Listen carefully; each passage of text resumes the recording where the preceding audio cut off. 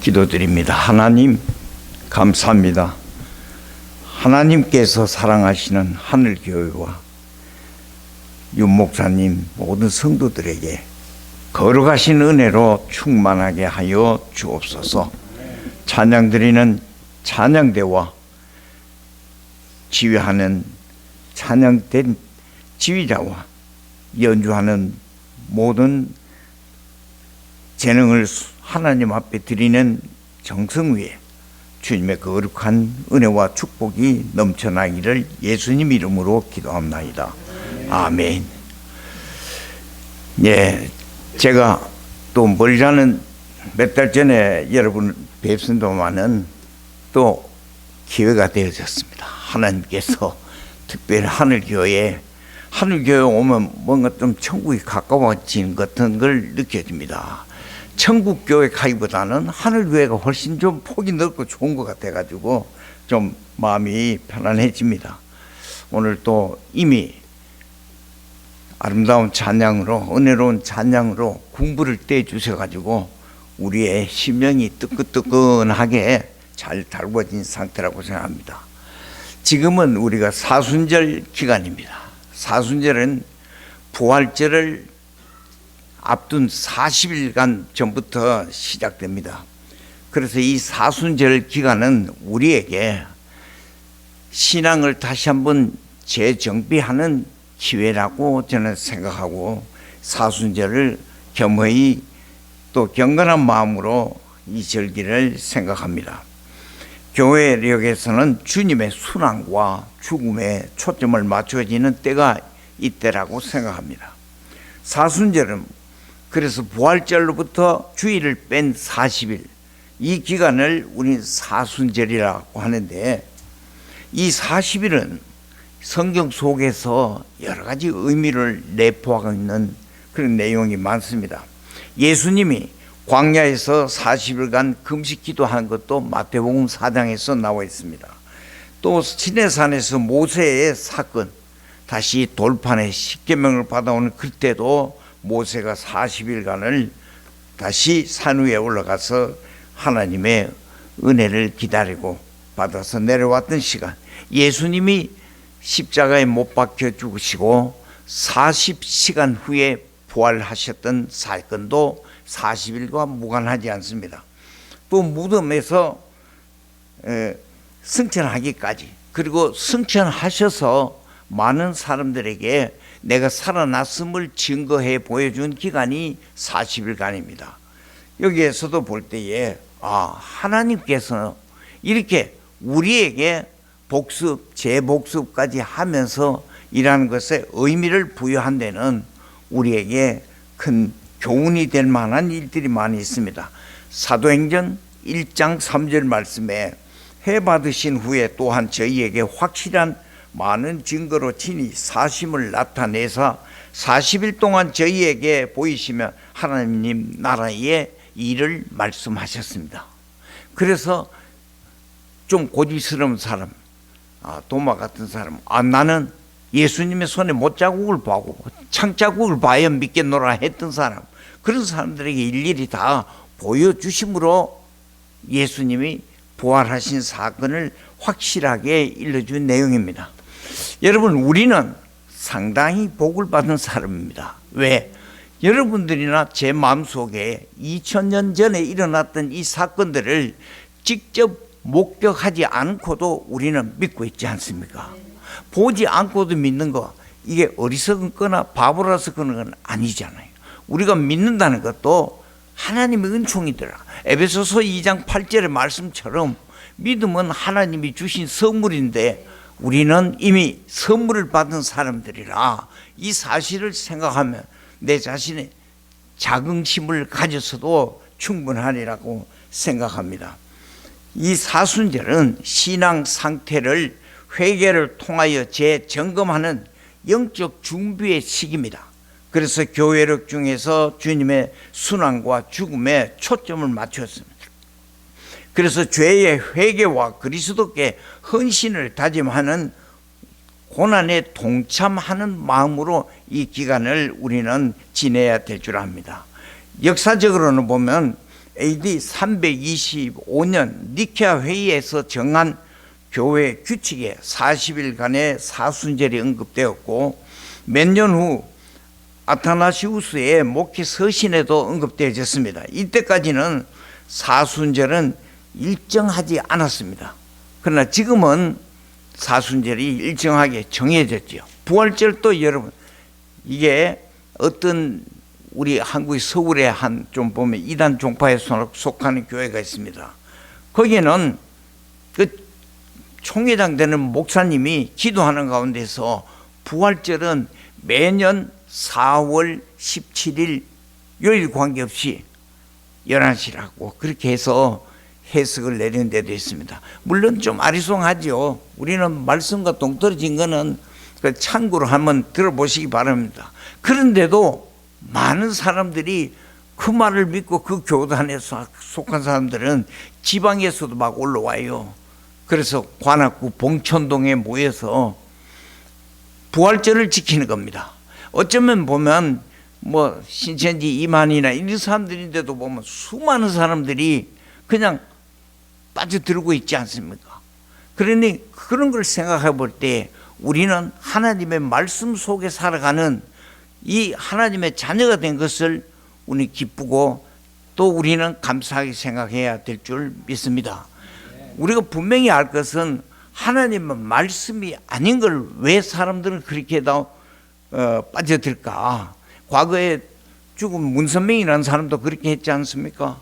그러니까 남편이 죽고 나니까 부인 한 학자라는 여인이 또 그 대를 이어서 교주 노릇을 하는 그런 있죠. 안산홍이라는 사람도 죽었습니다. 근데 장길자라는 사람이 또 대행을 하고 있단 말입니다. 그런데도 불구하고 사람들은 그쪽에 자꾸 빠져드는 의미를 우리는 안타깝게 바라보고 있는 상태에 있습니다. 그래서 40일간이라는 용어의 최초의 언급은 기원 후 325년 니케아 종교 회의에서부터 시작되었다. 이 정도로 우선 알아주시기 바랍니다. 부활절도 보면 여러분 부활절을 어떻게 그러면 부활절을 우리가 지켜야 될 것인가? 거기에서 보면 부활절은 좀 목회자 아닌 사람들은 잘 잊어버려요. 춘분 지난 보름 달이 뜬 후에 다가오는 첫 주. 여러분 요번 20일 날이 춘분입니다. 24일이 주일이에요. 그런데 그날이 또 보면 공교롭게도 보름달이 뜨는 음력 보름날이에요. 그러니까 춘분 지난 보름 달 뜬 후에 다가오는 첫째 주가 언제냐? 3월 31일 다섯 번째 마지막 주일이 되어진단 말이죠. 이게 좀 복잡하지 않습니까? 뭐 수판되고 그런 건 아닌데 특별하게 기억하기에는 좀 복잡한 그런 느낌을 주는 것입니다. 그래서 주일 6번을 빼고 나니까 지난 2월 14일 이 제의 수요일이라 해가지고 제 있죠. 뭐 나무를 태우고 이러면 남는 찌꺼기 그 제. 이거 죄는 애곡이나 슬픔이나 이런 문제가 있을 때 이스라엘 민족들이 죄를 덮어쓰고 굵은 벼옷을 입고 하나님 앞에 금식 기도하고 하는 장면을 우리 성경 속에서 볼 수 있습니다. 그래서 이 수요일부터 시작해서 이제 40일이 되는 마지막 날이 3월 30일이 되고 그 다음 날이 부활절 되는데 그래서 4월 24일부터 3월 30일까지는 이것을 사순절로 우리가 알고 있으면 되겠습니다. 3월 24일은 주일인데 다음 주일이 되겠죠. 이 주일을 종려주일이라고 한단 말입니다. 예수님이 이제 십자가에 못 박히시기 전에 이제 예루살렘으로 입성을 합니다. 그때에 많은 사람들이 평화를 상징하는 종려 가지를 꺾어서 길거리에 깔면서 흩어지면서 그 예수님이 그것을 줄여 밟고 지나가길 바라고 그렇게 환영을 하고 그랬던 그 나무가지 종려 나무가지를 흩어서 들어오시는 예수님을 영접했던 거기에서 유래되는데 이때를 우리 다음 주일을 종려주일이라고 이렇게 지키고 있습니다. 그 다음 3월 25일부터 그 다음 월요일부터 시작되는 다음 29일 금요일 날까지를 우리는 고난주간이라고 지킵니다. 그래서 이때를 예수님이 십자가에 돌아가신 그 모든 것을 생각하면서 우리가 경건히 이 유의도 즐기지 말고 가능하면 잔치 같은 것도 그 주간에는 하지 마시고 경건하게 주님의 십자가의 그 은혜를 상기하는 좋은 기회가 되어야 될 줄 압니다. 그리고 3월 30일 이달 마지막 날은 부활주일입니다. 이렇게 해서 40일간의 일정을 참고로 제가 여러분들에게 잠깐 소개해 드렸습니다. 다 아시고 저보다도 더 잘 아시는 분도 많이 계시지만은 그래도 한번 또 듣고 싶어야 될 사람들이 한두 명이라도 있다면 필요할 수도 있습니다. 오늘 제목에 뭐라고 하셨습니까? 혹시 기억합니까? 다 같이 한번 물어봅시다. 오늘 제목이 뭡니까? 예수님의 질문. 저는 질문 많이 받아봤어요.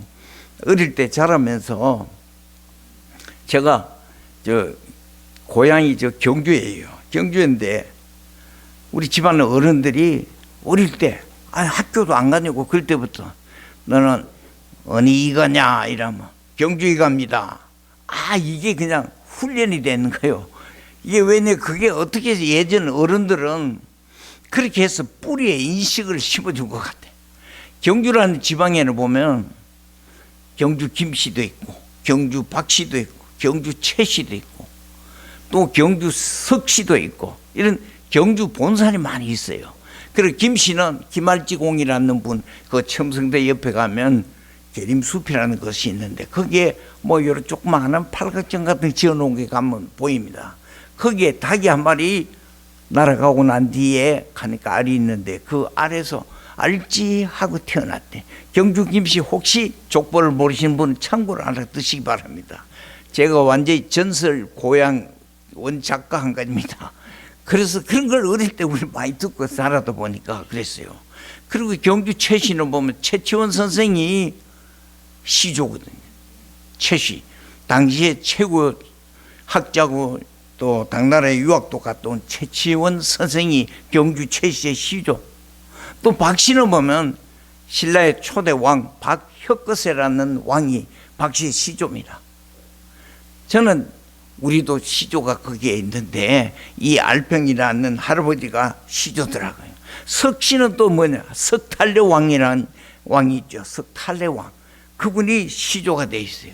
이렇게 해서 우리 그 지역에는 우상도 많았고 섬기는 일도 많았고 또 각 성씨에 시조가 있는 곳이라 해서 향사도 많이 치르고 그래서 저희 형님이 큰형이 저보다 11살 더 많은데 우리 형은 학교 졸업한 후에 아버지가 맞으라고 막 산속에 가서 서당 공부를 시켰어. 그래서 우리 형은 그런 거에 대해서 박식해요.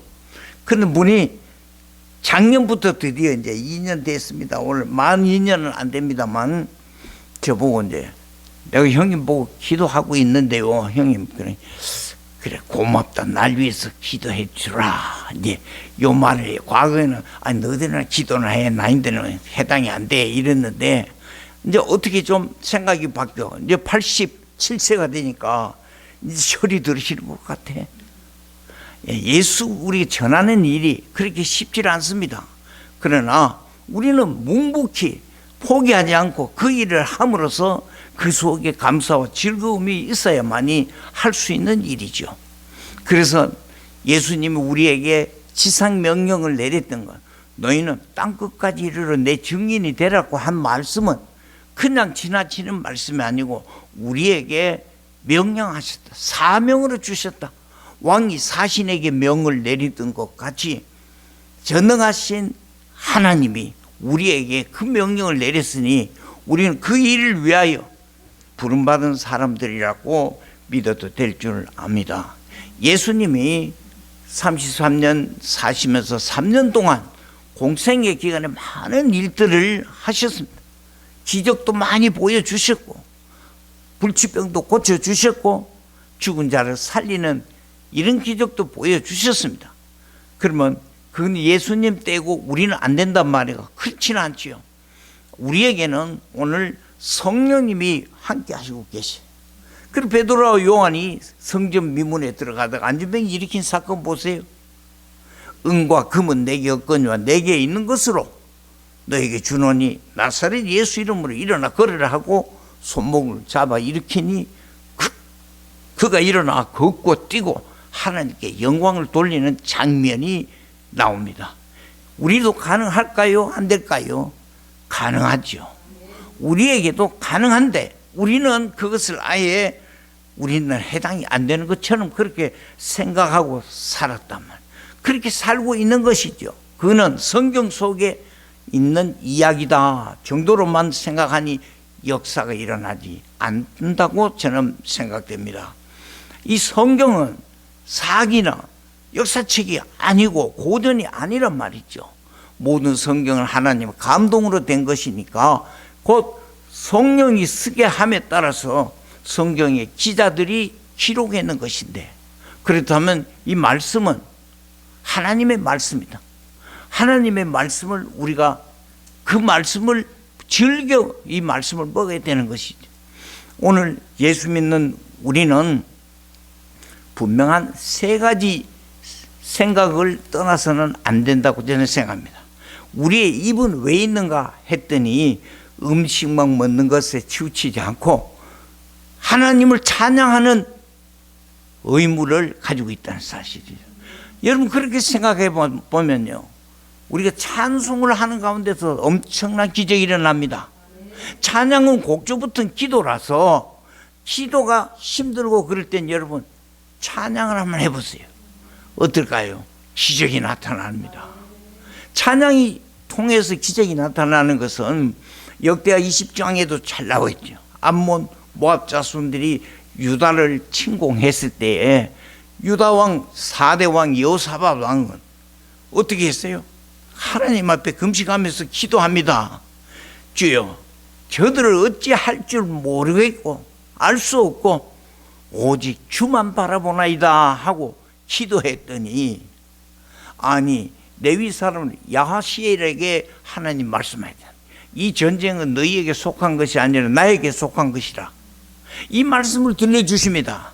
그래서 여호사밧 왕이 찬양대를 조직해서 그들에게 예복을 입히고 찬양이 시작할 때에 전쟁 하나도 이들이 총칼 들지 않았지만은 하나님이 그들을 쳐부수는 장면이 나옵니다.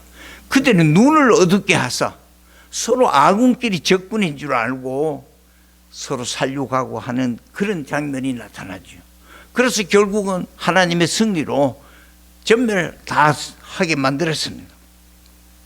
찬양의 능력은 이렇게 위대하답니다. 오늘 우리가 찬양할 때에 질병도 치료될 수 있고 마음의 아픔도 고통도 사라지게 할 수 있다는 거예요. 문제가 해결되지 않은 것일 때 우리는 기도하면서 찬양하는 것, 이거 하나님께서 우리에게 주신 특별한 입의 권세요 열매인 줄 믿습니다. 우리가 또 하나 생각해야 될 건 말씀에 순종해야 된다. 말씀을 왜 거부하면 은혜가 되질 않겠죠. 말씀은 하나님께서 하게 하셔서 말씀이 기록된 것이니까 이 말씀을 순종해야 된다는 것이죠. 하나님을 믿는 믿음이 있는 사람들은 말씀을 하나님의 말씀으로 받아들입니다. 그래야만이 예수님을 영접할 수 있는 은혜가 떨어지는 것이라고 저는 믿습니다. 그래서 우리 보면 예수님이 이 땅에 왔으나 주인을 알아보지 않습니다. 세상은 예수님을 알아보질 않아요. 그럴 때 예수님이 얼마나 답답했을까.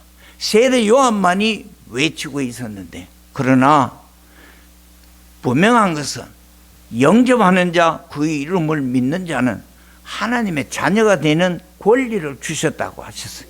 그래서 우리가 말씀을 믿고 순종했더니 하나님의 자녀가 되는 특권을 얻게 된 것입니다.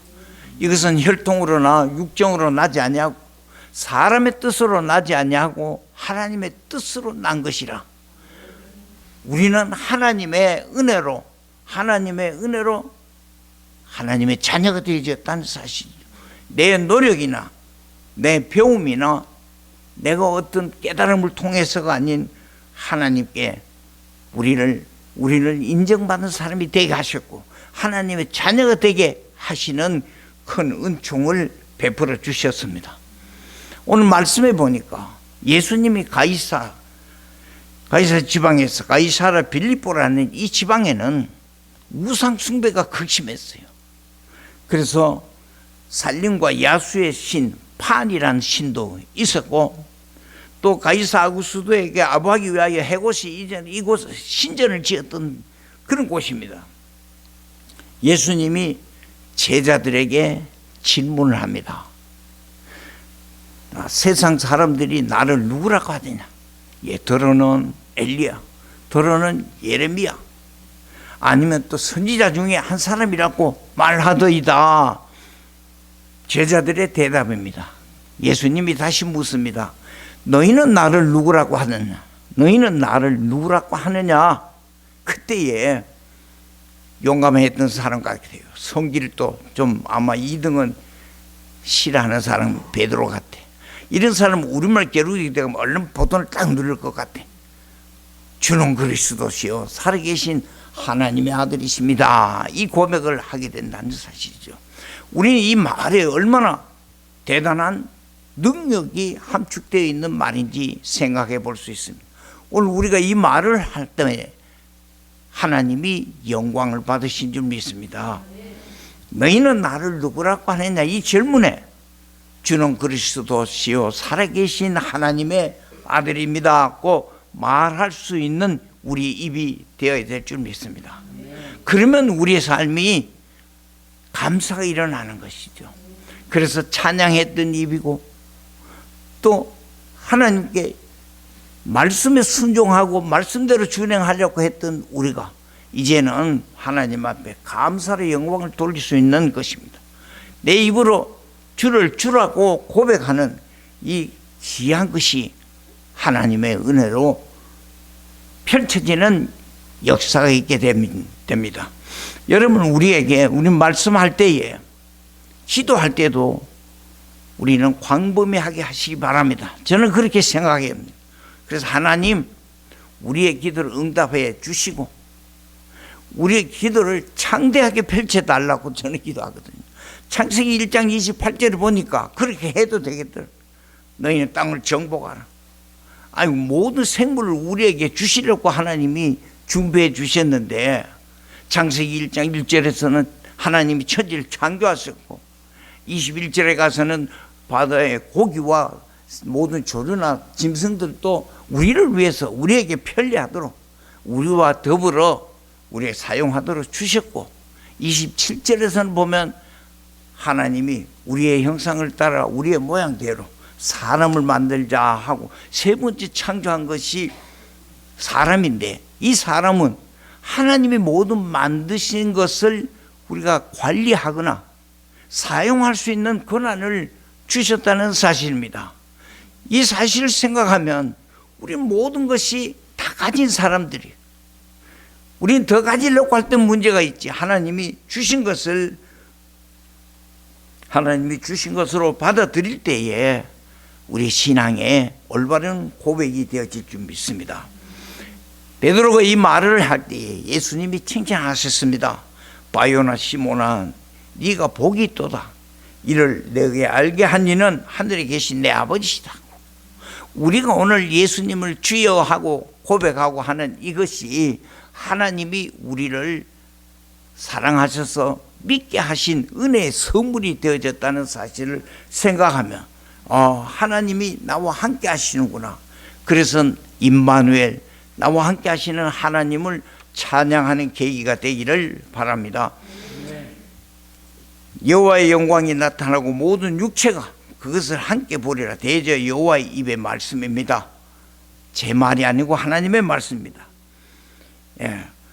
예수님은 베드로의 고백을 들으시고 예수님 말씀하셨습니다. 또 내가 너에게 이르노니 너는 베드로라. 내가 이 반석 위에 내 교회를 세우리니 음부의 권세가 이기지 못하리라.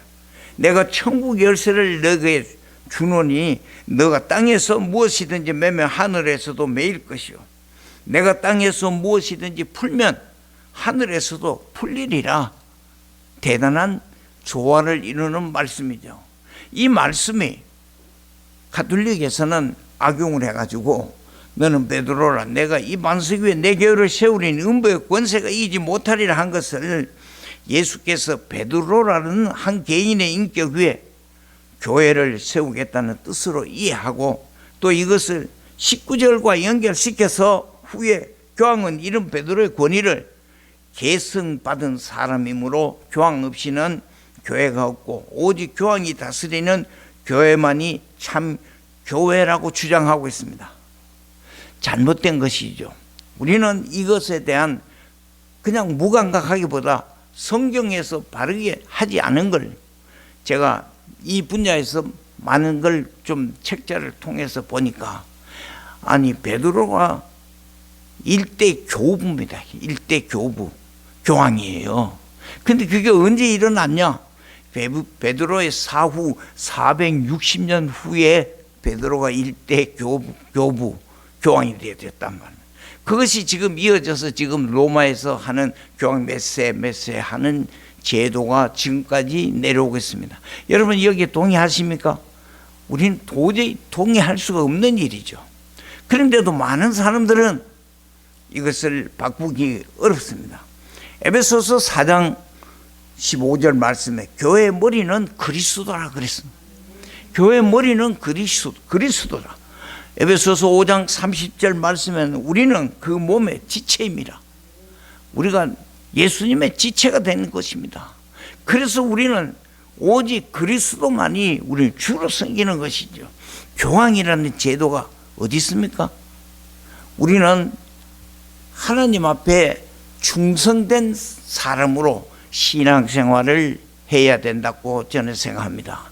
충성된 사람은 말씀을 말씀대로 그대로 순종하고 하나님을 영광을 돌리기 위한 찬양을 드리는 그런 삶, 그리고 오늘 나에게 부여된 하나님의 은혜에 대해서 감사하는 삶을 살 때에 하나님이 진정한 우리를 자녀로 인정해 주시는 것이죠.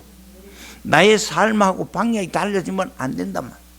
저는 이 사순절 기간이라는 걸 1년에 한 번씩 생각할 때마다 우리는 이 기회를 통해서 우리를 다시 한번 재점검, 정비해보는 기간으로 삼았으면 좋겠습니다.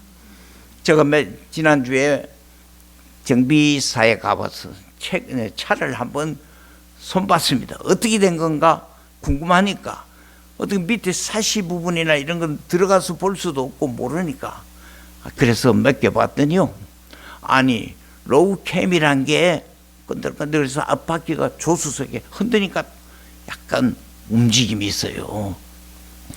이걸 고쳐야 된다 해서 또 정비 공장에 갔더니 이 차가 좀 한 10년 넘어서 이 볼트가 좀 굳어졌는가 봐. 잘 안 된다는 거예요. 그래서 다른 데 또 옮겨가서 했더니 망치질하고 열심히 하더니 딱 고쳐주셨어. 그래서 그대로 통째로 고치면 한 100만 원 든다는데 20만 원도 안 들고 딱 고쳤어요. 그리고 타이어도 겨울에 스노 타이어를 쓰다가 또 바꿔치기 하고 또 오일도 교환하고 이렇게 하니까 차를 오늘도 제가 운전해가 일부러 왔어요. 잘 굴러가는가? 잘 굴러가잖아. 잘 굴러가요. 문제가 있는 걸 해결하니까 잘 돌아가더라면 안전하고 잡소리도 안 나고 이래서 정비 점검이 필요하구나. 그래서 오일도 교환하고 다 했죠.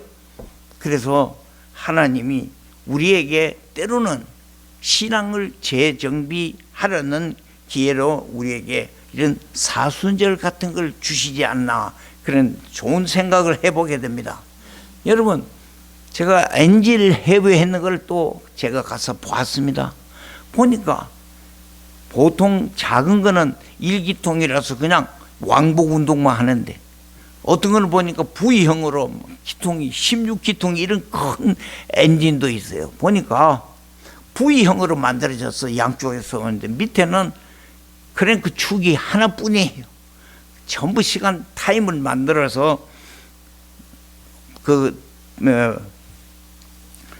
발하는 그 쪽이 시간을 좀 다르게 그렇게 만들어줬더라고요.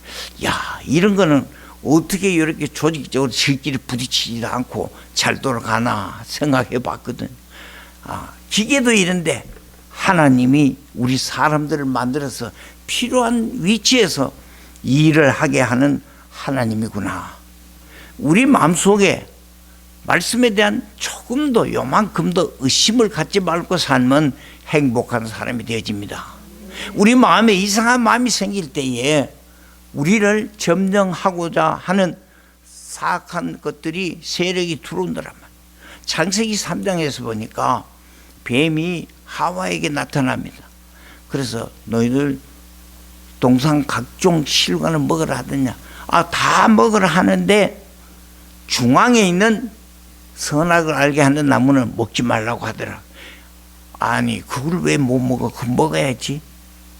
여러분, 우리가 의심이 생기고 이렇게 되면 마음이 변해질 수 있는 거예요. 그래서 이단에 자꾸 빠지는 것 같아요. 아니, 그걸 먹는 날에는 정령 죽을까 하노라 하더라. 아니, 정령 죽을까? 죽을 가능성만 있습니까? 아니면 정말 죽습니까? 죽잖아요. 하나님은 확실히 문제를 내시고 답을 주셨단 말이에요. 먹으면 죽는다. 그럼 먹어야 돼요? 안 먹어야 돼요? 안 먹어야죠. 안 먹어야 해답이 나오는 건데, 그런 마음에 의심이 생기니까, 야, 하나님이 너희들이 하나님처럼 될까봐 못 먹게 하는 거야. 속지 마라. 이런 뜻이죠. 그래서 하나 덜름 따먹고 서방인데도 하나 주고 이렇게 돼버리죠. 이래서 오늘 예수님이 십자가에 못 박히는 사건까지를 만들어지게 한 것이, 그런 것이 시작되어졌더란 말이에요. 우리는 구원받은 백성들답게 살아가면 하나님이 영광을 받으시고 우리에게 새로운 은혜를 베풀어 주시는 줄 믿습니다. 이사야서 1장 18절 말씀을 나는 좋아합니다. 뭐 나보고 하는 말 같아요.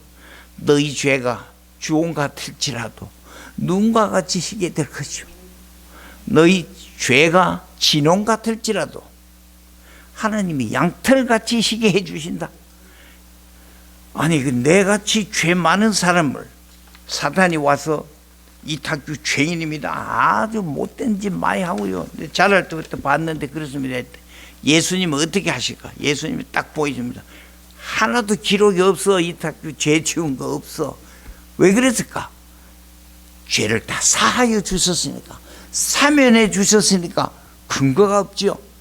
예수님, 이게 예수님 사랑이라는 사실이죠. 누가복음 15장에서 보면 둘째 아들이 객지에 나갔다가 탕진하고 세 사람 대해서 아버지를 찾는 장면이 나오지 않습니까? 나는 그것을 탕자의 비유란 이런 말을 하고 싶지 않아서 아버지의 사랑이라 그런 제목을 나는 항상 두고 있습니다. 아버지의 사랑은 누구 사랑인가? 오늘 우리를 사랑하사 독생자를 이 땅에 보내시고 십자가에 죽게 하셔서 우리 죄를 대신하여 속죄 제물로 주신 하나님, 그 아버지 하나님이 바로 15장에서 나오는 탕자의 얘기의 주인공이 될 수 있죠. 탕자가 나가서, 객지 나가서 아버지의 뜻과 관계없이 방탕하고 재물도 다 잃어버리게 하고 이렇게 해서 큰 상처 구덩이가 되는 사람이 변하는 장면이 나오지 않습니까? 아버지, 나를 일꾼의 한 사람으로 써주세요. 아들 될 자격이 없습니다. 그러니 일꾼으로 써주십시오. 여러분, 우리의 고백이 이렇게 나올 수가 있죠. 나는 일꾼이 되어도 아버지 집이 그리운 것이죠. 쥐엄나무 열매, 돼지나 먹는 그 열매도 마음껏 먹을 수 없었던 탕자의 그 형편을 보면 그렇게라도 아버지가 있는 집으로 가고 싶죠. 나는 그 장면과 그 아들이 돌아왔을 때 아버지의 행동을 보면 일치가 되는 것이고 하나님은 이보다 더 하실 것이라고 저는 생각합니다. 저도 아들이 하나 있는데 올해 48살이. 그래, 잘해. 아마 탕자가 그거 읽어봤는 것 같아. 너무 잘해. 그래서 탕자가 보세요. 아버지 생각이 나서 거짓갈같이, 오늘 우리 거짓 그러면 잘 이해가 안 되니까 노숙자보다도 더 추한 모습으로 동네 어귀를 두릅니다. 아버지가 그걸 보고 급한데 어디 고무신 하나 신고 뛰어나갈 생각이 있겠어요? 그냥 맨발로 그냥 뛰어나가서 아들을 부둥켜 안고 들어옵니다. 아들이 말합니다. 아버지, 나는 아들 될 자격도 없는 사람, 그런 인간이니까 아버지 사랑도 베풀을 받지를 못합니다. 그 자격이 안 된다, 그릇이 안 된다, 이런 뜻으로 말했을 겁니다. 근데 아니라 너는 내 아들이야. 데리고 들어가서 살찐 송아지를 잡고 새 옷을 입히고 신발 새로 쓴 걸 신기고, 그리고 동네 사람들을 초청해서 잔치를 벌이는 장면, 얼마나 아버지의 사랑이 훈훈한지요. 저는 아버지가 벌써 한 30년 전에 돌아가셔서 가끔가다 이제는 그런 걸 느껴지는 겁니다. 이제 철이 조금 드는 것 같아요. 나이가 70이 넘으니까 좀 철이 드는 것 같아요. 그래서 아버지가 동네 사람들 초청해서 풍화를 울려라 하고 얼마나 신나게 좋아하십니까? 오늘 하나님은 우리가 돌아왔을 때에 그렇게 해주신단 말이죠.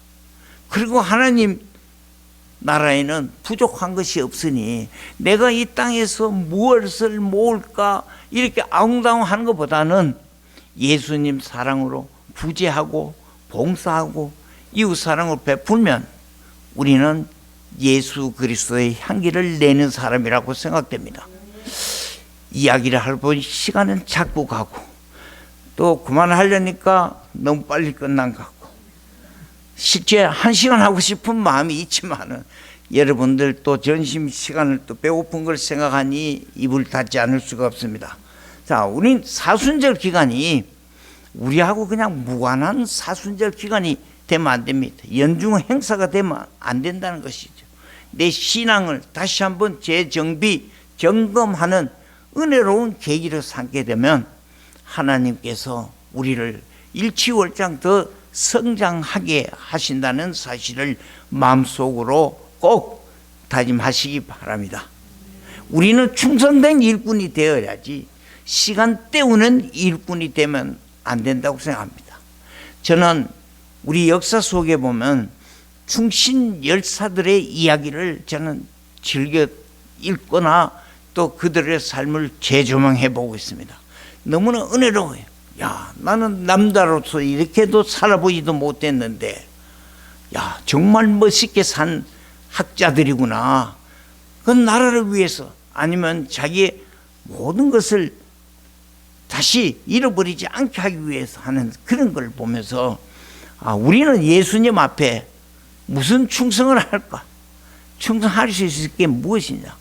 제가 충성하니까요, 생각나는 게 저 정치에 정몽주 대감이 생각나거든요. 아, 그분은 보세요. 그 어머니도 아들을 향해서 까마귀 사오는 고래 백노약 하지 마라. 아, 그 못된 까마귀들을 어떻게 할지 모르니까 거기 가면, 그러나 네가 거기 가면 창상의 깨끗한 몸 더럽힐까 하노라. 물들일까 봐 그런 염려를 했다면 아들 죽을까 보다도 네가 더러운데 오염되지 않도록 또 어떻게 하여가라는 건 이방원이가 하는 말이 보세요. 우리도 만수산 드렁칠기처럼 얽혀서 한 백년 살자꾸나 했더니 이 몸이 죽고 100번 고쳐주고 넋이라도 있고 없고 임양한 일편단심 가실 줄이 있으랴.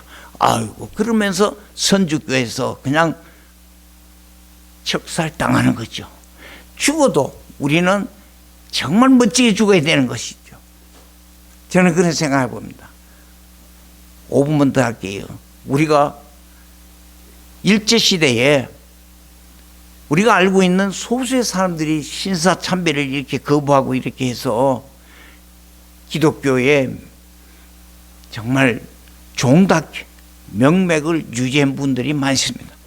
뭐 주기철 목사님도 있고 뭐 손양훈 목사님도 그 유명한 분들이 이 사람들이 아마 한국 아닌 일본 정도나 중국 정도에만 태어나더라도 세계에 아마 성인 반열에 들어갈 만한 엄청난 큰 그릇들이죠. 저는 그렇게 생각합니다. 그런데 반면에 많은 사람들이, 그것도 목사님들이 저 동해 바다 쪽에 일본 쪽으로 가가지고 다리를 둥둥 무릎까지 걷어 올리고 일본을 향해서 천왕께 절하는 그 장면, 사진이 기록이 남아 있습니다. 제가 그걸 카페에 가지고 있거든요. 그걸 보면 성질 나는데 일부러 안 찢어보고 놔둡니다.